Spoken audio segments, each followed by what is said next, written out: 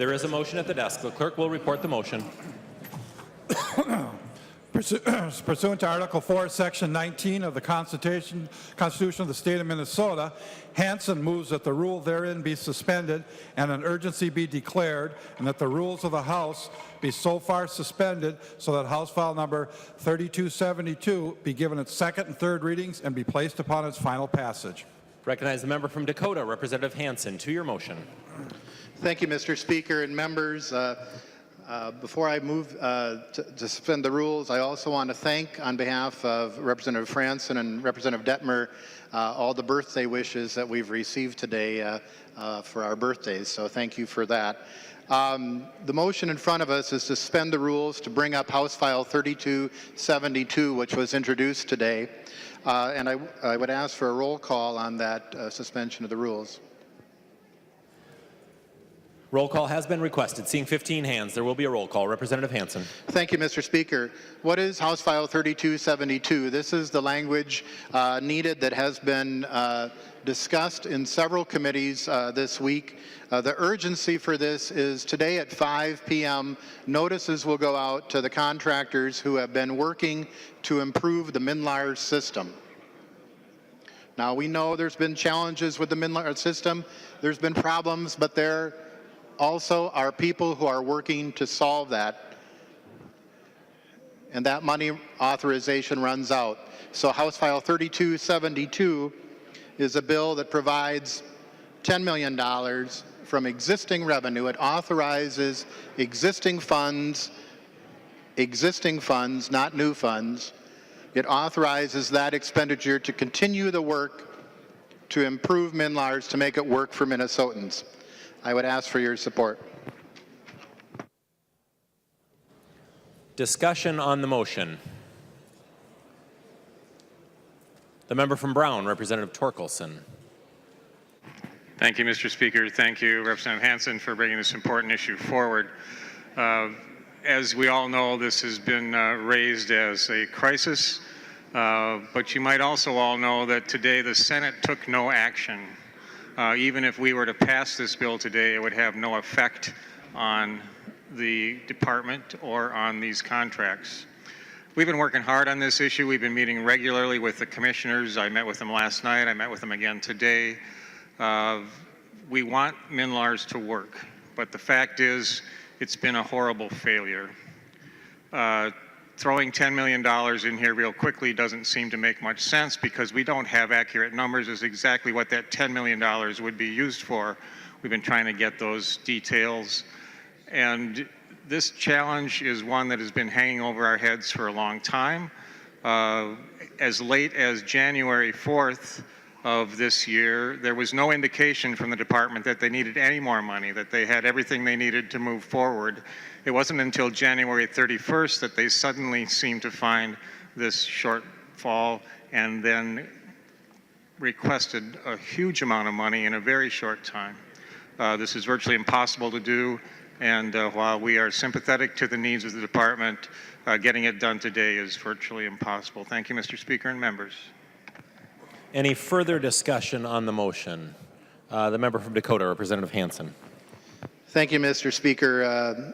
And I'm surprised that Chair Torkelson has referred to the other body as stopping us from doing any activity. We are here, we are the representatives of the people and have the responsibility to consider these things. Representative Torkelson, you mentioned that we did find out at the end of January that there was additional money needed. We have had that time. There have been committee meetings. Your committee met, I believe, on Tuesday. I sat in the audience in State Government Finance today. And I think we had testimony on the record that there were people who are working on solving the problem solvers who are working there. And as they know that this notification is coming, IT professionals are in high demand. And so they're already starting to leave. And that there is a cost to inaction. There's a cost to inaction as those professionals leave and go somewhere else. So then if we authorize the money and when we authorize that money to hire professionals, we have to rehire new professionals and train them. So there will be a gap, there will be a pause, there will be a delay. those problem registrations, and I don't think anyone in this chamber discounts that there is a problem. And I think Chair Torkelson and the Speaker was in the room as well.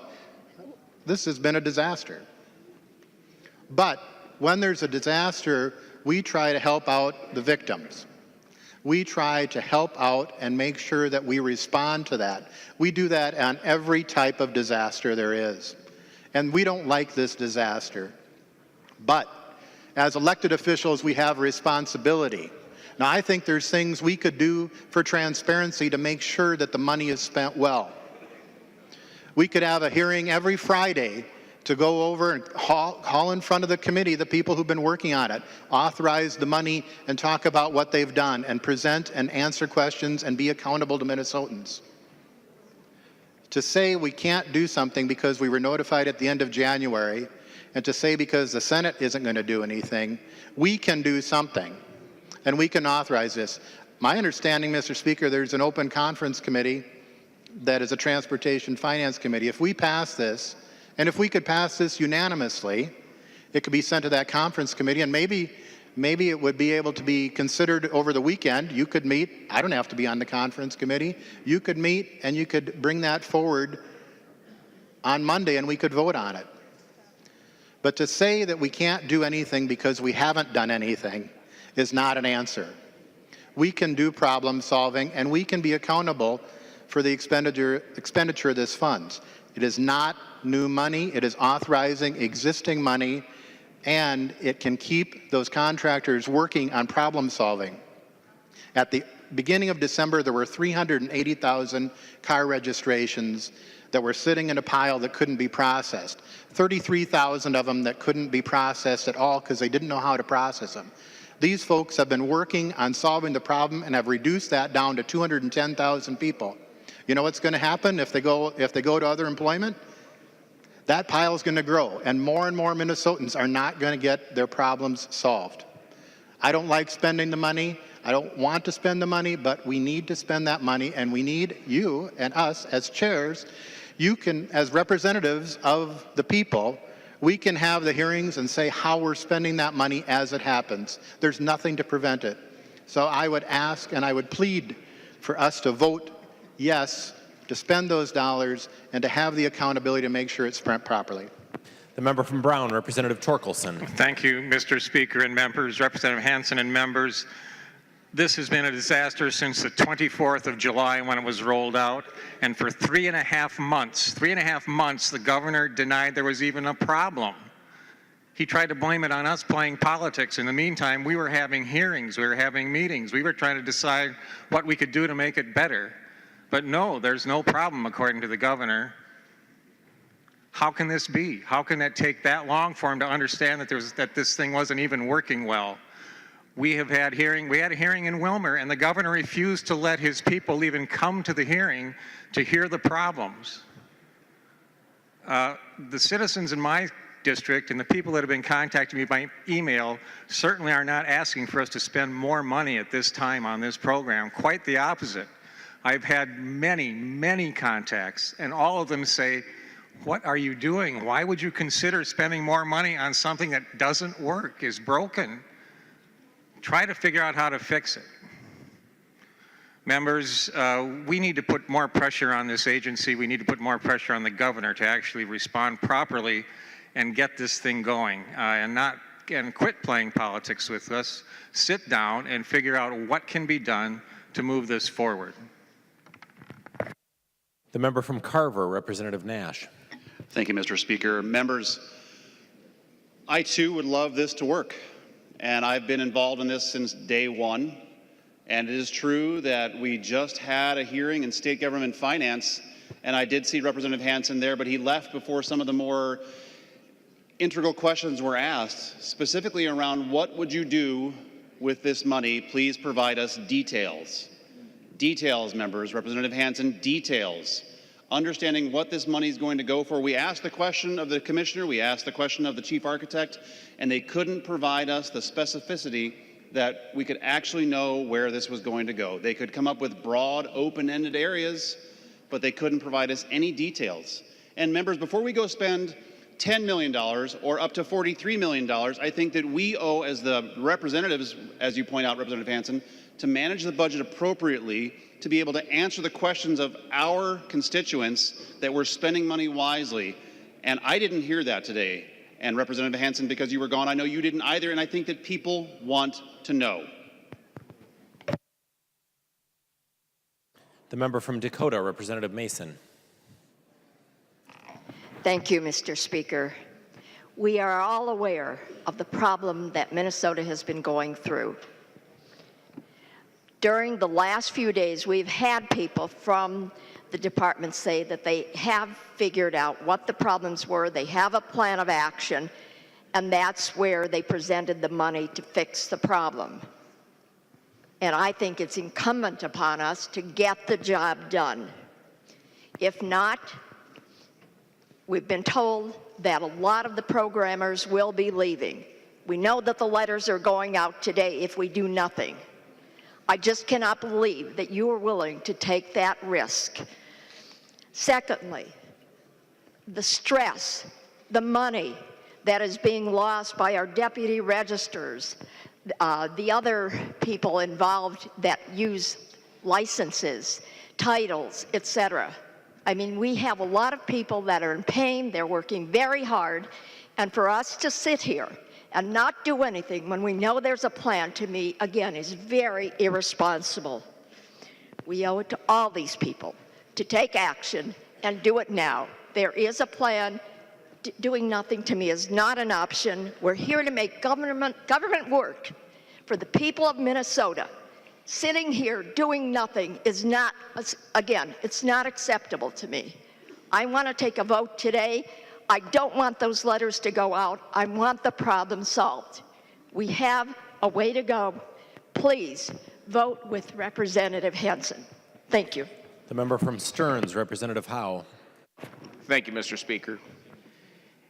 I will say that I want this thing to work also, but these programmers that you say we need so desperately that are getting $300 an hour have not shown that they can do anything very well. This disaster, they continue to make mistakes. When they made the assumption back in November when they hired Fast Enterprises to do the driver's license piece, they didn't hire them to do the registration piece because they didn't understand how broke this system was. And I don't think they still understand how broke this system is. I'm not prepared to give them another nickel until they can give me a detailed understanding and how they're going to plan their way out of this disaster. Thank you, members. Member from Dakota, Representative Hansen. Thank you, Mr. Speaker. And on the motion to suspend the rules, why is there an urgency? Representative Howe, you were in the committee hearing that I was in on transportation finance, where we heard the new commissioner of Minute present the need. And I was very impressed. She said that you would work together. I take her at her word. She provided a plan. That was Transportation Finance Committee number one. Representative Torkelson, all those committees except the first one, the early September one, I was in Wilmer with you. You and I were even at the Senate, a couple of the Senate ones. So I've sat there and listened and experienced the same frustration and the same concerns. And many people in here have either been at those meetings or have watched them or have heard from them from our constituents who participated or watched them. But that was then, this is now. This is now we have new people, not the people who were there making some of those decisions, a new commissioner of Minute. I have confidence in Dana Bailey coming forward and bringing people together and making sure that people are being listened to, and I think that the executive acknowledges that there were mistakes made and it has apologized. So now it's in our court. And the urgency is we have that opportunity to make a decision. Inaction is a choice. We have had testimony, and Representative Nash, I'm not on state government finance. I tried to sit in as long as I could. We've been in the same committees, technology and the transportation. We need to carpool to the next one, I think. But frustration is shared, but responsibility is also shared here. We have the information in front of us. We have that request. By voting no on the urgency, the House will punt. I don't care about the Senate. The question is before us. Do we want to make that choice? And again, I want to be clear, to have that accountability, we have that power to convene. You as chairs have that power to convene and haul them in front and have those public meetings. I would venture to guess not that many of us truly understand technology. Is that right? I mean, how many people here, I know there's a few that practice it, that profession it, but how many of us understand this? So, our role as leaders is to convene meetings, have that discussion, have that transparent discussion and conversation to make sure we have the accountability. The vote before you is to suspend the rules so that we can take up the bill, and I would ask for your support for the bill as well. That's what's in front of us. Inaction will lead to consequences. The progress, and we can debate how much progress, whether there were problems. We can spend all the time we want going back to September and October and November. But it's now March, and the decision in front of us is whether we support that effort to continue the progress being made, or we backslide and let the problems grow. That's the decision in front of us, and I would ask for your support.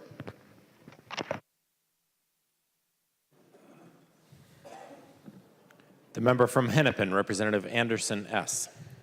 Thank you, Mr. Speaker. Members, when I look at this situation that we find ourselves in, I'm reminded of Popeye and Wimpy. I don't know if you guys remember what Wimpy used to always say. I'll pay you, what is it, how does it go? I'll pay you Tuesday for a hamburger today. Well, that's kind of what we're in. We were given a deadline on February 23rd. Oh, that by the way, we need 10 million, otherwise the sky is falling. And I got to tell you, from state government standpoint, that just does not cut it. Doesn't cut it in my household, and it doesn't cut it in the households of every Minnesotan. We can do better than this. Today I had a state government finance hearing to discuss this issue, to try and figure out what exactly happened, but not only that, what can we expect going forward? So we went through two different numbers. We went through that $10 million number, asking, what is this actually going for? I had two pieces of documents provided to me by Minute, DPS, all the folks involved, right? Go through those documents line by line. And they couldn't tell me, they didn't match. The numbers didn't match.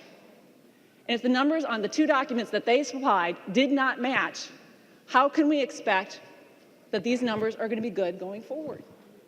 That's just basic economics, that's basic accounting. We also asked, what do they plan to do going forward from here? The 33 million, however much that you're looking at. What is your plan to get this done? I got really nice glossies. I got to tell you, from a marketing perspective, it looks gorgeous. But when it comes into the realistic of how is this going to be accomplished, they couldn't answer the questions. Now, I realize they need more time, and I'm happy to give them more time to get it right. We want to get this right, because we owe that to the citizens of Minnesota. But a February 23rd deadline? 3 commissioners signed off on this budget. 3, not just one, not just Minute, not just DPS, but MMB, the folks that do our budget forecast, by the way. All 3 of those commissioners signed off on that budget and said it's good to go, only to tell us on February 23rd, we need 10 million or else the sky is going to fall. Folks, we can do better than this. We need the time. We need to give the respect to Representative Torkelson that he is going to get this fixed. And I ask you not to suspend the rules.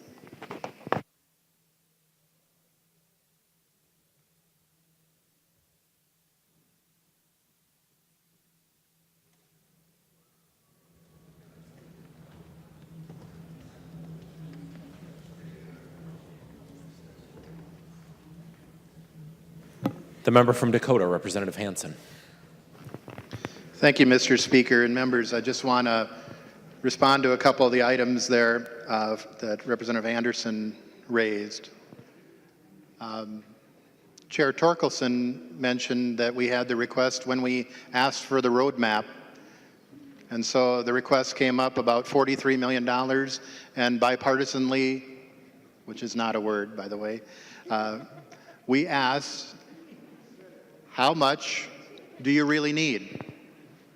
Right? How much do you, that's what we always ask. How much do you really need? And the days kept going by, and we actually got that answer. And so Tuesday, we had the Transportation Finance Committee. And I know, Mr. Speaker, I think you met with the governor's staff last night. You were getting information. Private meetings, public meetings, constant meetings. So the information keeps being provided. Representative Nash, when I went to the hearing, I heard you asking the same questions you've asked in those previous hearings. The redundancy of chasing the problem that we know was a disaster. So what's in front of us now? What's the urgency now? We have that choice to provide the funds from existing funds, to authorize those. If we don't do that, when will we bring this up? Next week? The week after? The week after that? The week after end of session? Middle of the night? We finally do it, and all those folks who are problem solving are going to be gone, and we have to start over. So those 210,000 car registrations that we know of, they sit there and they're going to grow. 210,000 Minnesotans. Businesses that are associated with that, the auto dealers. We're talking about people, and we're talking about the functions of government that make their business work. So choosing to delay, choosing to rehash the same problems versus choosing to take that risk and take that leadership to provide the funds to keep the progress going is what's in front of us. And you can have the accountability to have everybody here and outside of this chamber listen to their progress. It's going to take us working together to make sure that this happens. If the majority says no and the clock keeps ticking, we've been told what the consequences mean for Minnesotans. The member from Waseca, Representative Petersburg. Thank you, Mr. Speaker. You know, I've been listening about MNLARS since 2013 when I was first elected and came here and been on the Transportation Finance Committee for all those years. And one of the things that troubled me back then was how little accountability we had in the development of MNLARS program. At that time, the person responsible, the lady who's no longer with them, kept saying, "Oh yeah, it's happening, and we're gonna get this done." And then pretty soon we heard the company that was originally designing that was fired, and they were going to start all over again. But oh, by the way, we're still going to do it on budget, in time, and we were still going to have a MNLARS program. Again, as we press them for accountability, tell us what you're doing, tell us how you're going to accomplish that, it was just, trust us, we'll get it done. You don't need to worry about that. This is what we need, and we'll take care of it. Well, here we are again in a situation where everybody knows it's a mistake, and then there's issues handling it, and we're being asked, oh, don't worry about the details, just trust us, give us another $10 million, we'll get it corrected. And we wonder why the public mistrusts legislators who listen to that without getting any kind of detail. In most of us, we would say, when we're pressured to make a decision based upon finances, it's usually best for us to take a moment, reflect on it, and have a responsible decision made and not rush into it because somebody imposes that this is a deadline, this is a crisis for us. I would rather see the $10 million go to the auto dealers and registrars who are actually footing the cost than to a system that we have no concerted promise that it can be finished. and fixed. They have not given us that commitment. They just said we need this much to keep working on it. No idea about where and how we're going to get it fixed. To me, that doesn't sound like that's responsible to our citizens, to the taxpayers, and just throwing more money at it without having that concrete proof is not a good idea. So I'm not saying that we shouldn't, and we do need to expedite this. The question is, don't you think we ought to have some assurance for our constituents and for the rest of the citizens here in Minnesota that we're going to actually get it fixed with those dollars? Please vote no on suspension of the rules. The member from Brown, Representative Torkelson. Well, thank you, members. We've gone on probably long enough, but Representative Hansen, you're right about one thing. That one thing is that the governor would like to share the responsibility for this, but the responsibility for this mess lies squarely on the shoulders of the governor and his administration. They're the ones that have misled us. They're the ones that have misspent funds. They're the ones that have caused this disaster. Any further discussion? The member from Dakota, Representative Hansen. Mr. Speaker and Representative Torkelson, after this vote, it's yours. After this vote, it's yours. We can get into this whole thing. But this is a choice on this vote. I don't like doing this any more than you do. But to say it's always the governor, it's always the governor. The governor, I think, back in November apologized. I think we've heard apology after apology after apology after apology, explanation after explanation after explanation after explanation. Here's your chance for action. Your choice.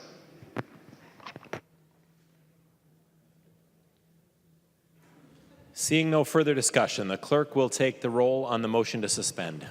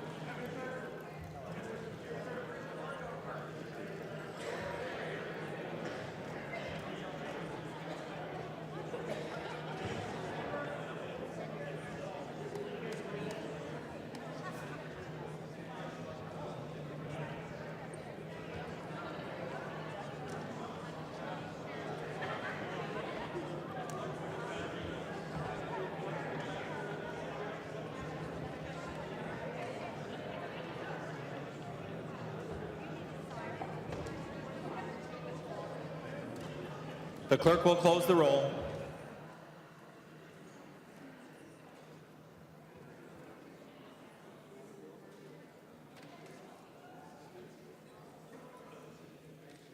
There being 55 ayes and 74 nays, the motion does not prevail.